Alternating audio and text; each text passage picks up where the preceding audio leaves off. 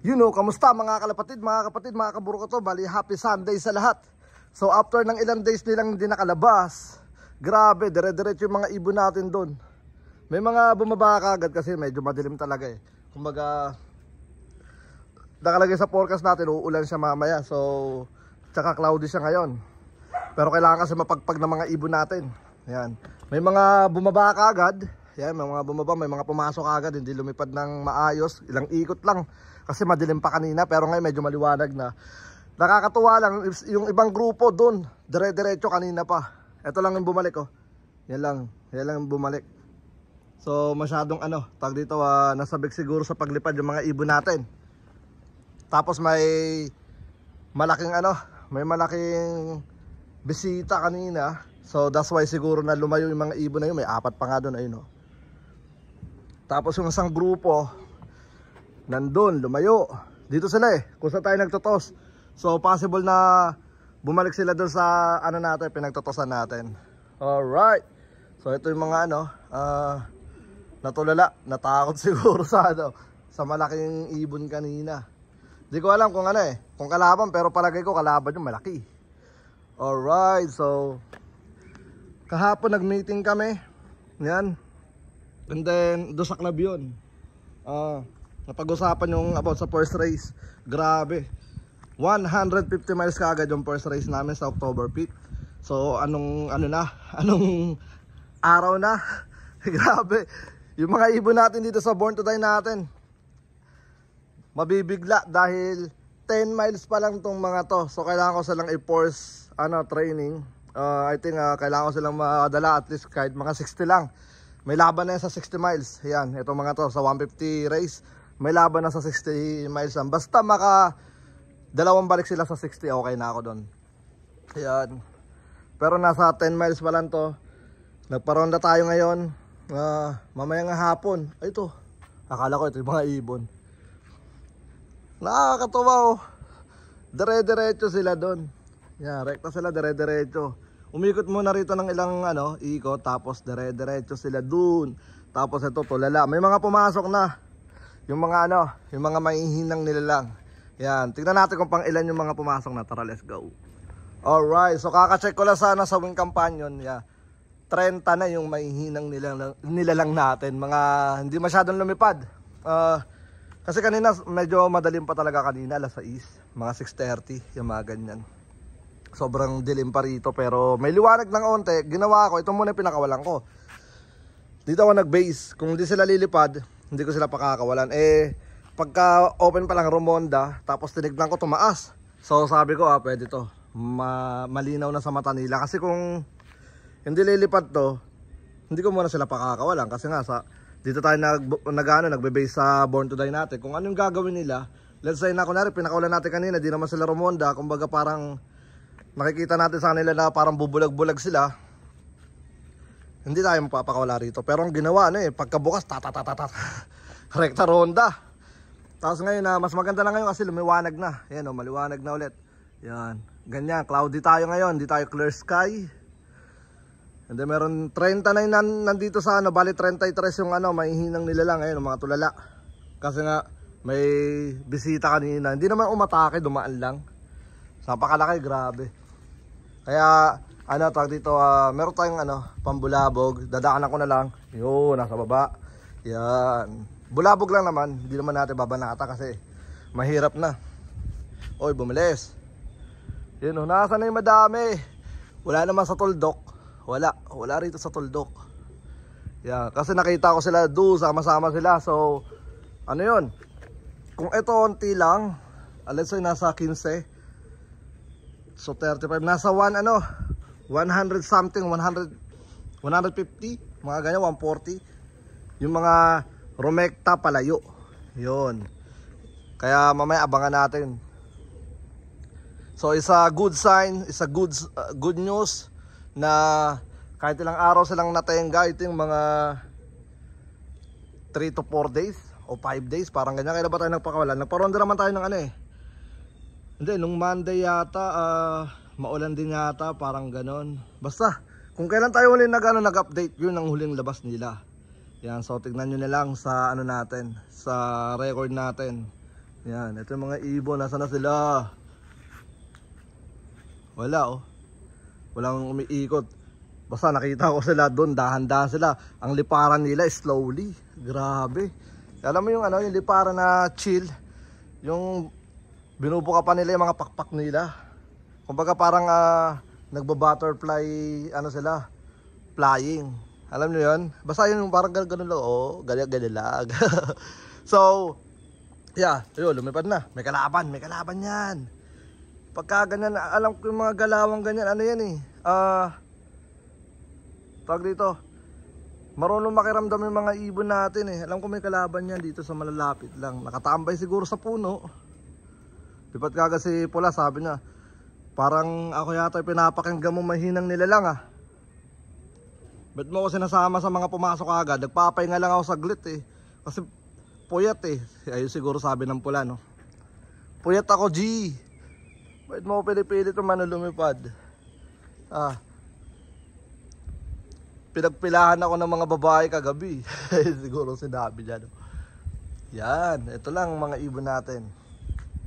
Alright, so yeah, good luck. And then abangan na natin kung ano, kung gaano sila katagal sigurong babalik. Dapat kasi may relo tayo dito para nakikita nyo rin, no? So yun dapat ang ano natin, kailangan natin ano, baka may mag-sponsor naman diyan. Sponsor naman, yung gusto ko yung ano, yung makikita mo yung ano, yung pag ano, yung hindi siya pabilog gusto ko pag ano, no? 'Di ba? Yung pahaba yung ano, yung number niya pag ganun, tapos para siyang ano, nasa basketball ano, parang sports ano, clock, parang ganun. Maganda yun eh. Baka naman ito yung ano natin no, ito yung tawag dito, address natin 4564 Pine Spring Drive, Pensacola, Florida 32505. Ayun, yun na sila oh, di ba? Saan kayo galing? Ganda, maganda, ang ganda ng ano nila. Kanina pa sila ano eh, tag dito nawala. So nagano kasi tayo kanina, tag dito nakatambay tayo sa TikTok live. Ayan, sa mga ano may TikTok diyan, TikTok na i-follow niyo na ako, Brown G05. Ayan, walang space. Sila kalmado lang, you know. Kulang na nga 'to eh. Ayun hindi sila kompleto. Hindi sila kompletong bumalik. Ayan. Kala mo talaga bilang ni Brown. Pero ano, tansya ko lang kasi ano eh, kung itatansya mo wala pang 100 yan. Yan oh, di ba wala pa 100 yan? O sabihin natin 100. Yan. Pero let's say, sabi ko nga hindi sila kompleto kasi konti pa sila. May isa pang grupong ano, isa pang grupong lumayo. Dahil pag pinagsama mo yan tsaka yung ibon natin, madami sila eh. Kasi dito sa atin, nasa ano tayo eh. Nag-start tayo dito ng 75 warriors. Yan, pero hindi sila magkakaedad. Mostly, I think sa 75 na yun, nasa 40 pataas yung ano. Ayun, lumayo na naman sila. Oh, naghati na naman. Yan sila sabi ko sa'yo, naghahati sila. Yan. Mga 40 yung mga late hatch natin dyan. So hindi ko alam kung ano magiging resulta natin sa first na ito, yung kalahati. Isa sabi ko, yan. Sabi ko sa inyo, magkakahiwalay silang grupo. Ito nagsama na. Layo kasi kayo. Pero it's a good sign na healthy mga ibon natin, ready to go. So, pinaplano ko ano, balik tayo sa ano, sa 10 miles. Siyempre, matagal sila natayangga eh. Balik tayo 10 miles bago tayo abante. Hindi pa pwedeng matagal silang natayangga rito. Let's say matagal silang hindi lumipad, low play lang, kahit low play lang eh. Iba pa rin kapag binalik mo sila doon sa huling pinagtusan nila, kahit mabilis na silang nakakauwi, kailangan mo pa rin sa kanila i-remind na yung area na yon. So bago tayo abante, so 10:20 tayo. Yan, 10:20 para ano, kaya na yan. Nahihilo pag umiikot na sila. So 10:20 yung gagawin natin. Pero sa mga warriors ko, hindi ko sila ite 10:20. Irerekta ko sila sa ano, sa 20. Kumbaga, release ko muna itong mga to, tapos abante tayo. No, tama ba? No, unahin ko muna yung 20, yung mga warriors natin, tapos pabalik tayo. Ito na may i-release ko sa 10 miles, yung yung mga warriors dito sa One Low Price. Hindi ko sila pwede kasing hindi ko sila pwedeng isabay sa pinaplano ko rito. Kasi ito kasi natin to, personal natin to. So kaya ako sinasabi hindi ko sila pwedeng isabay kasi let's say na may something na naman mangyaring pangit na naman uwian natin. Ang daming mga breeders na pwede magtampo sa atin. Yan. Marami na nga nagtampo sa atin nung mga nakaraan, pero syempre respeto pa rin 'yun sa mga utol natin, di natin maiwasan 'yun. Ganun talaga. Kasama sa yun, sa pagmamanage ng One Low Price. Iba-iba kasi utak ng mga tao. Yan. Tsaka yung mga newbie, iba pa rin yung mindset ng mga newbie sa veterano. Yan. Kasi yung veterano, alam na nila kabisado na nila yung liparan ng mga ibong. Kumbaga, oras na lumipad yung mga ibong, wala na tayong magagawa dyan. Kumbaga, di naman natin sila pwede samahan lumipad. Kaya itim mo dapo si itim. So ayun nga, sabi ko hindi sila pwede samahan lumipad. Kaya di ko alam, ganda ng pasok agad, may kalaban nga buddy. May kalaban nga, ganda ng ginawa nyo, rekta sa sa trapdoor, saktong butas. So yun na nga, wala na naman yung isang grupong malaki. Ito yung yung kalahati na ito, kakabalik lang kanina. Nagsama-sama sila, pero yung isang grupong malaki bumalik na naman doon sa area na yon.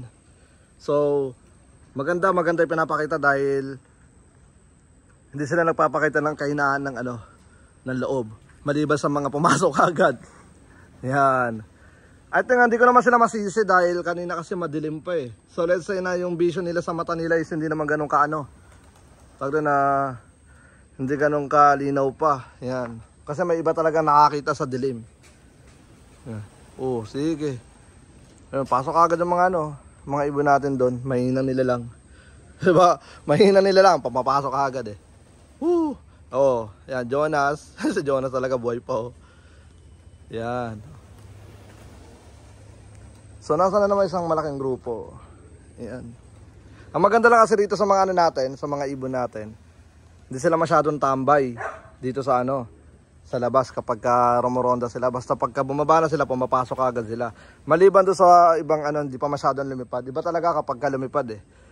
Pagka pumasok sila, rekto talaga sila pasok. Ayun, itim. Siguro madilim pa ang kanyang paningin. Nasa na naman ang grupo na iyon? Nawala na naman isang grupo, di ba? So ayan. Hindi na kasi ako nagla-live sa natin, sa Facebook page natin. Dahil kapag nagla-live tayo, maganda naman, marami tayong viewers sa live natin. Pero hindi ko kasi maiwasan kapag biglang may bumulaga. Siyempre, yung mga hindi dapat marinig ng mga bata, naririnig nila. Lalo kapag napamura na ako. Kumbaga, napapasigaw ako, alam niyo yun? Alam niyo yung feelings na yun, sisigaw ka, di ba? Ito yung tatalo sa kanila rito sa club natin. Ang ating Trenton. Ayan, Trenton natin. Yan, natatalo sa kanila. Tututukan ko yan. Sana umabot siya ng 100 miles. Ng 60 miles yung mga ganyan. Meron tayong 5 Trenton. Tignan natin kung hanggang saan sila abot yung mga Trenton natin. Yan. Meron ako isang Trenton dito na tawag dito marami siyang puti. Tapos kapag tawag dito kapag sa road training natin, siya yung pinakalaging huling umuuwi. Hindi ko alam, di ba? So ayan na yung team. Ayan, pumasok na agad Trento natin. So yung Trento na yun, mamaya papakita ko sa inyo kung papasok agad siya. Siya laging last clacker siya rito sa natin, sa tawag dito, sa Born to Die natin, na ayaw ni amang pangalan. Yan, nawala na naman sila. Yung isang grupo. Ayun, mayroon dalawa. Ayun yung sinasabi kong liparan, ganyan Tingnan nyo. Ito. Ganyan Suabe. Kumbaga parang hindi nagmamadali. Dahil relax lang sila. Ganda ng para sa'yo maganda yung panahon dahil hindi mahangin sa taas. Tapos ang pinakamagandang salubong nga pala rito sa mga ibon natin, ito sa mga nagtatanong lang ito ay para sa mga gusto lang subukan. At hindi ko sinasabing gayahin nyo rin Pero kapag gantong panahon, maulan, malamig, hindi masyadong maganda yung panahon, mga ganyan. Ang magandang ipainom sa ibon, ang ingay ng ibon. Ang magandang ipainom sa ibon, mga ganyan, kapag nagpapakawala tayo ng gantong weather is cranberry. Yan. Yun, no? Cranberry juice, kailangan 100%. Walang nakalagay na 50% or 30% something blah blah blah blah. Basta ang titingnan nyo sa cranberry is 100%. Mabibili yun sa Walmart. Sa Pilipinas, may kamahalan daw kasi sa Pilipinas yun, yung cranberry. Pero dito sa amin kasi nasa nasa $3 to $4 lang. Isang malaking na yun. Isang malaking juice na yun. Yan. Ayun sila oh. Sa ibang way naman sila dumaan. Kasi kanina dito sila lumabas, ngayon dito pa ganun naman sila. Ayos. Iniikot talaga nilang kanilang area. So yun na nga, cranberry. Para saan ba ang cranberry? Yan.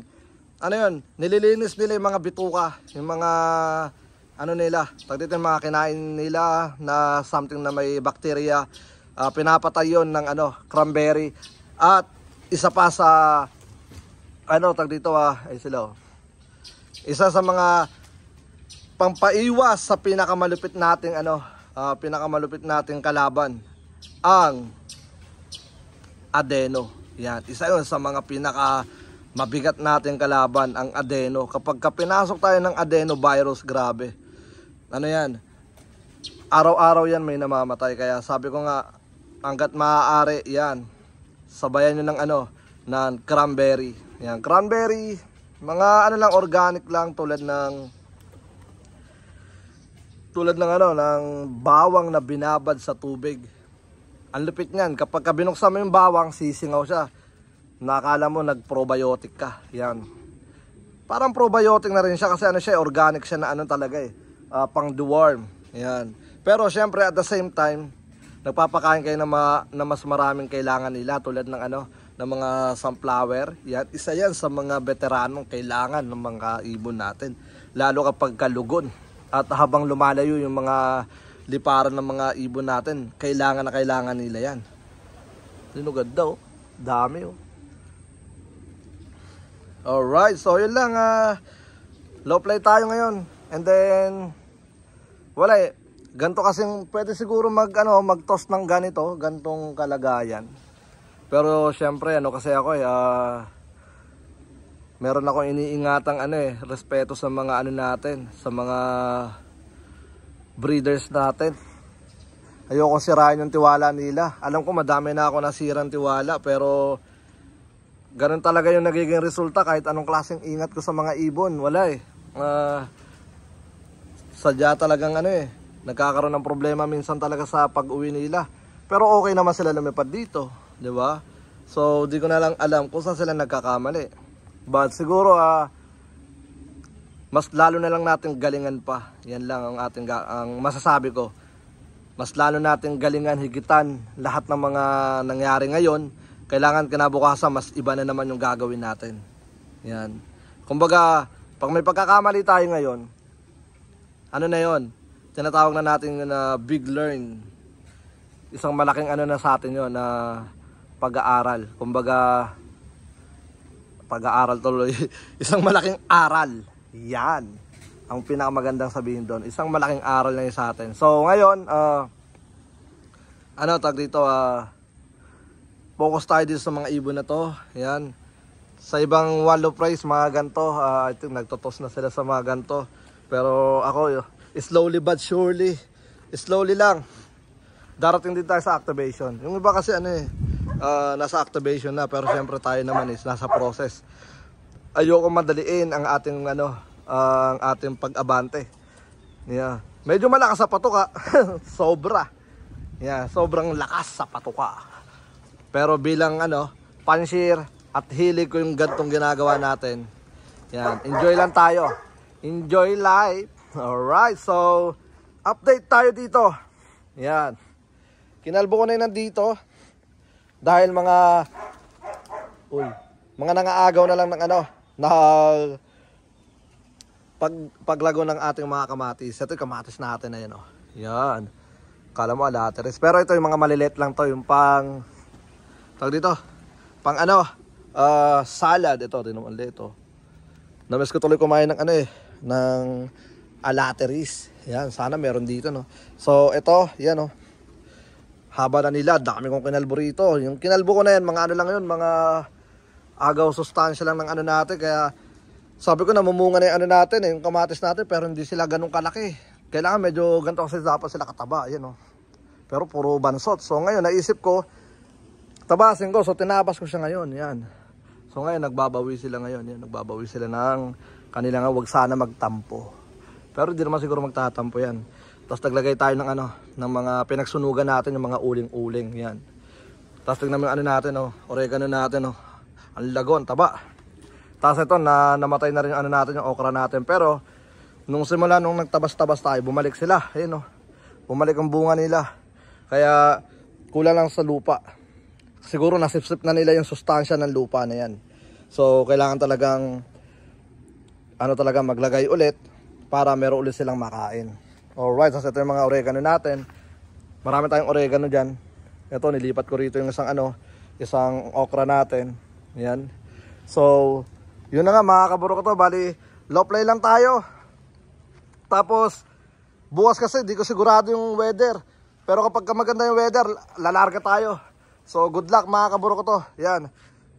Kumbaga, sa atin, tag dito, kung ano magresulta. Yan. Alright, so hanggang dito na lang muna yung natin, yung vlog natin. At mag-aasikaso tayo ng ating mga dapat asikasuhin. Yan yung mga ibon. Sa mga huling clacker, yan. Isa lang ibig sabihin nun, masipag yung ibon mo. Yan. Masipag yung ibon mo sa mga huling clacker. Yan. Alright, let's go. Huwag nyo kalimutan yung TikTok ko pala. Follow nyo ako doon, let's go.